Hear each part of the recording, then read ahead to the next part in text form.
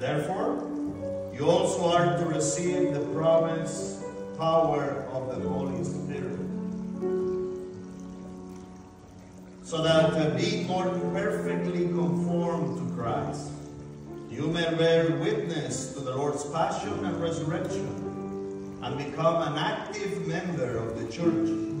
for the building up of the body of Christ in faith and charity. My dear brothers, candidates, I will invite you to kneel for a moment.